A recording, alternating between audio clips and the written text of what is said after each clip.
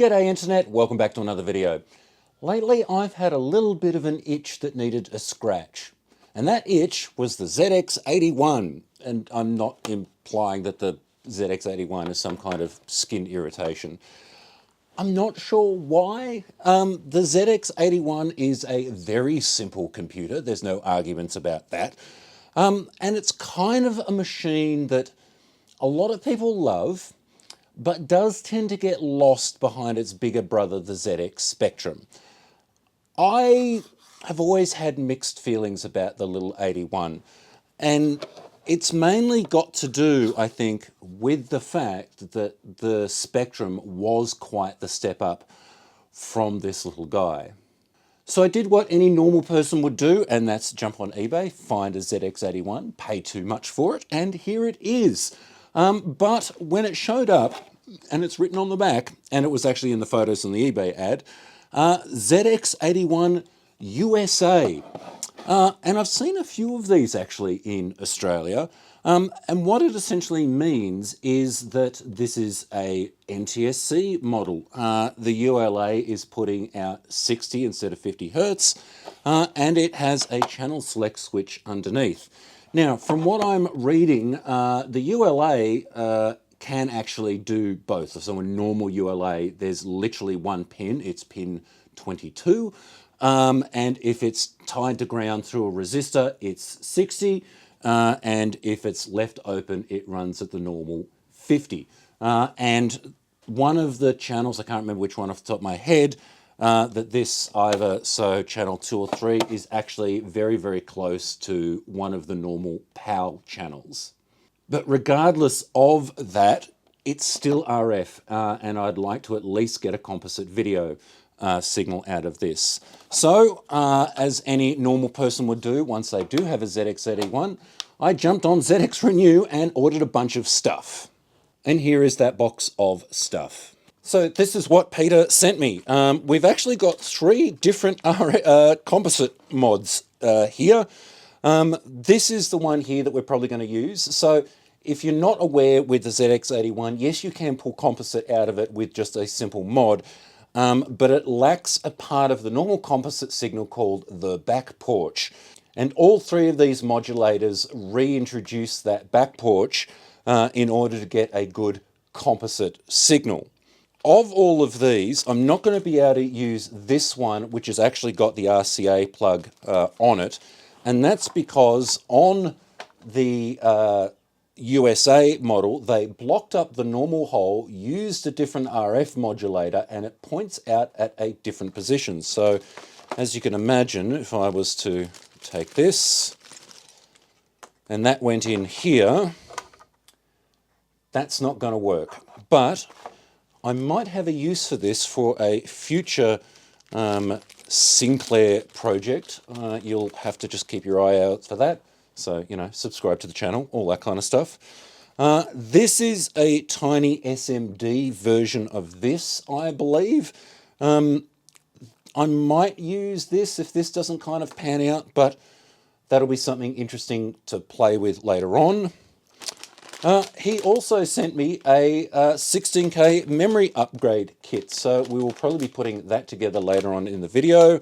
And underneath all of that is a couple of replacement membranes, because I don't know if this works. I have actually had this thing apart, see, and the edges of this, so the ribbon cables that come out, they don't seem too bad, so we'll try this one first before going to the effort of replacing it. But it's always good to have some spares. And if you've never heard of ZX Renew, here's Peter's business card. Not sponsored, just a happy customer. And with it stripped down, here is the internals of our little ZX81. Like I said, it's a pretty simple computer, there's not much to it. Essentially, you have a processor, ROM, some RAM, and this is the ULA that does 90% of the computery bit of it. And what I mentioned before about the 50 and 60 hertz, it's R30, which is just down here. And all we really need to do is just remove that resistor, and this will start doing a PAL signal. But the bulk of the work we're going to be doing today is here under the RF modulator. So I'm going to start by simply removing the RF modulator. Now, I'm not going to deny it, removing RF modulators is probably one of my least fun exercises, but in this case it needs to be done, so let's just get started by some fresh solder.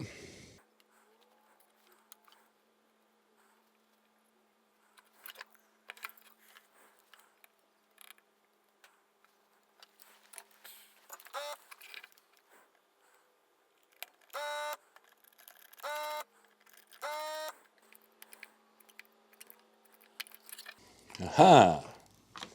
Got it. So what I was intending on doing is fitting this little board inside the RF modulator, but it doesn't fit.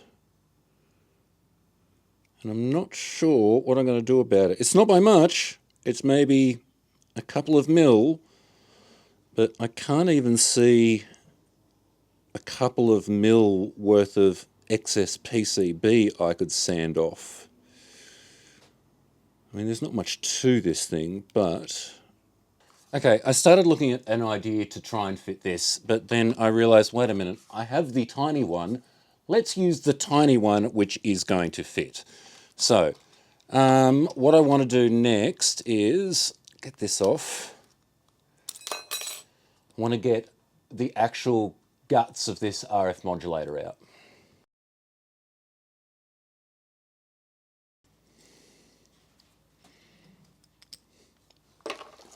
All right, after a good amount of swearing. So if we take a closer look at this little guy, we need, so that's a video out, that obviously goes to the RCA connector on the RF cage. We need 5 volt in, ground and video in. So I think first job is to put some wires onto this little board.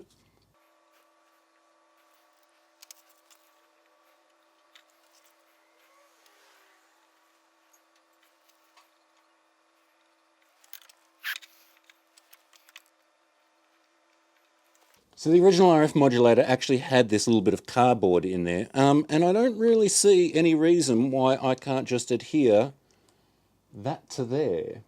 Now watch me instantly regret using heavy-duty double-sided mounting tape this early in the process.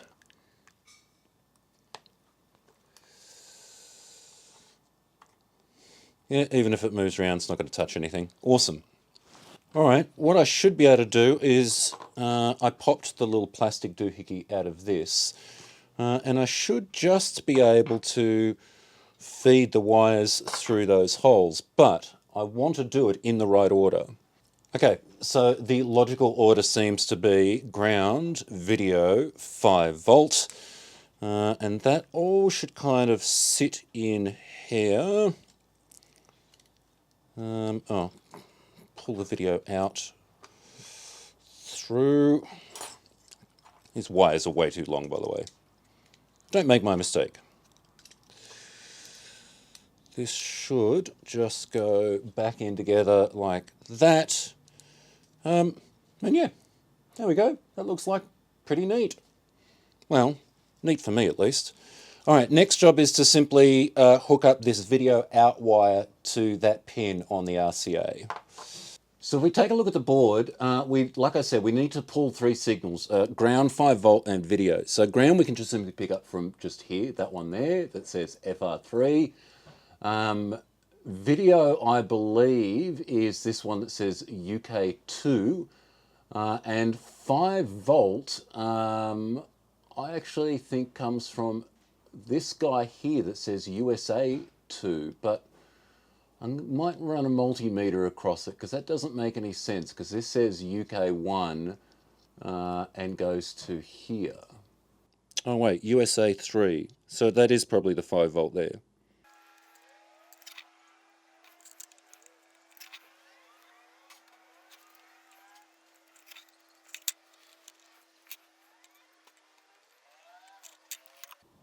So that's in. Before we go and plug, like, you know, put it all back in the case or anything, let's test it. Righto, composite lead in, 9 volt. Let's see what happens. Hey, it like works. I look, I've had a lot of failures lately, so the fact this works is awesome. Now, I just want to have a look at, let's switch to another input. Is this coming through as PAL or NTSC? It should be coming through as NTSC. NTSC, right. So I need to remove that R30 resistor. Actually, I'm just going to chop it out. And in theory, this should now come up as PAL. Okay, it's not actually telling me. PAL. Nice. All right, let's see if this keyboard works. Print. Ooh, it does. Okay, it looks like it does at least.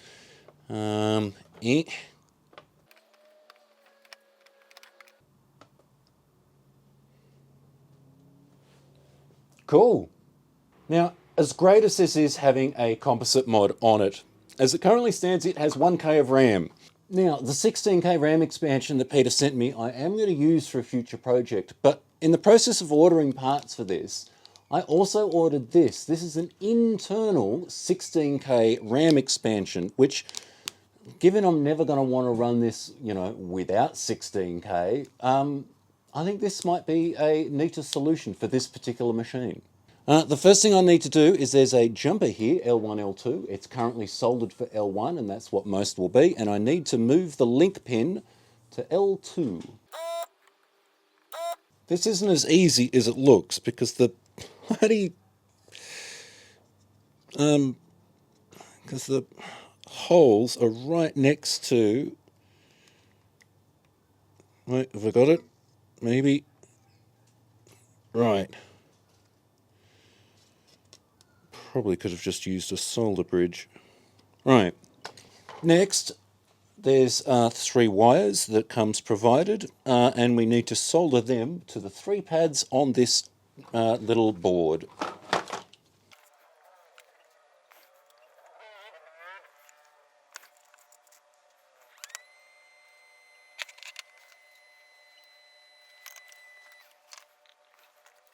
So as a bit of an explanation what I'm doing, the 3 wires coming off here are labelled A11, A12 and A13, and they get soldered to the tops. So these diodes sitting down here are diodes 1 through to 8, and so A11 goes to the top of D1, A12 goes to the top of D3, and A13 goes to the top of D5.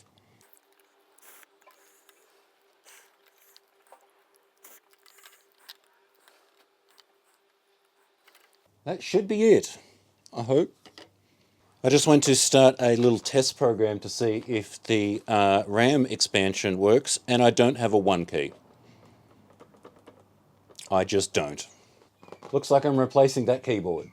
So the question is this going to be one that's just going to nicely come off for me, or is it going to put up a fight? I do have tools to fight it with, mind you. I do have a heat gun. Like any kind of sticker, the hardest part is getting the edge. Oh. Came off remarkably easy. And left all its adhesive behind. That's not going to be fun. Well, that's not a job I'd like to repeat again in a hurry, but in the end some terps got all the adhesive off. Now I've just got to get the backing tape off the new keyboard. Right, I essentially have one go at this. Feed those through and nice and straight. Why'd the battery die right in the most important bit? Okay, new keyboard is on. Let's see if it actually works now. All right, it is the next day. I'm wearing my public holiday flanny. And the new keyboard is in. Do I have a 1 key? I have a 1 key, so we at least know that's working. So with the documentation of the RAM upgrade, there is a little test program, which is what I was trying to type before. So let's see how we go. All right. Print, peak. 16388. Where's plus? Plus 256 times peak 16389. Right. By rights, this should come back with 32,000 something, 32,768. And there we go, 32,768. Our 16K RAM expansion is working. I'm now going to go and tidy up the disaster that is my workbench, and we'll be back in a minute. So if I was to be brutally honest with you, the main reason I wanted to do this, and with the RAM expansion, it's to play 3D Monster Maze on the original computer. So I've busted out my little SVI CAS, and it should just be a case of load, quote, quote, enter, play, and I'll go enjoy my coffee for 15 minutes. And there we go. Sometime later, we finally get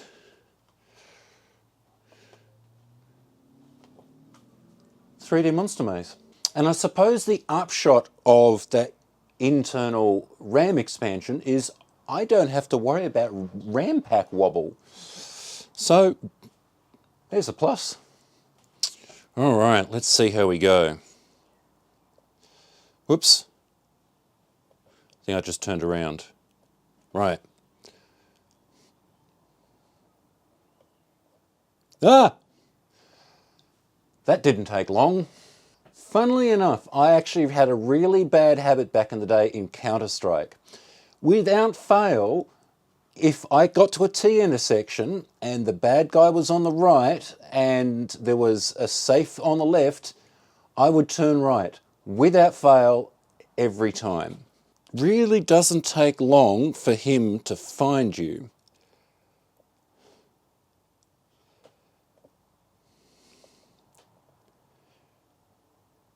No, that's a dead end. Footsteps are approaching.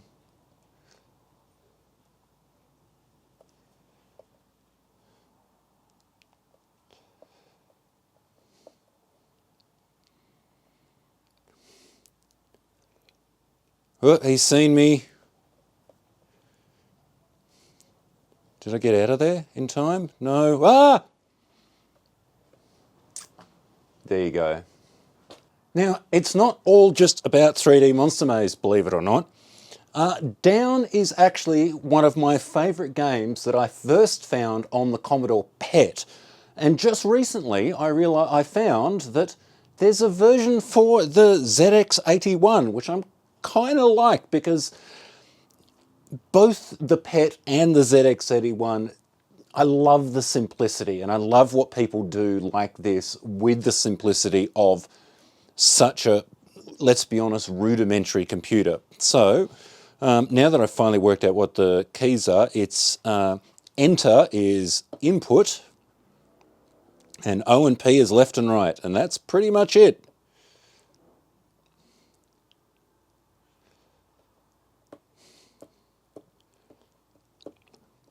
I think some of the collision detection's a little average, but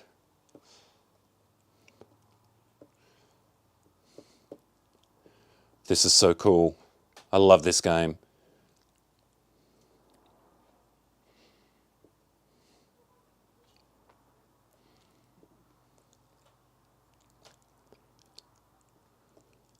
Come on. Damn shitty keyboard. And it just gets faster and faster.